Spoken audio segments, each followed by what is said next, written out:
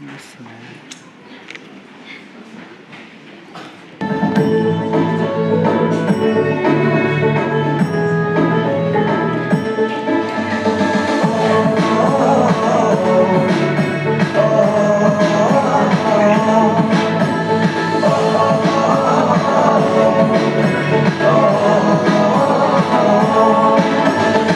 Indah percaya que tenho Cristo. Kung indah percaya que tenho Cristo. Upawan panaya kacipin.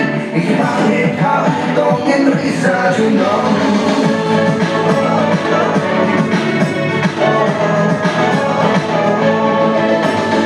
Ikong ilupa, kucing kerunan. Banyor sa kahimau day. Henry kata kacingay. Upay kumaway, pagpalag ng silver.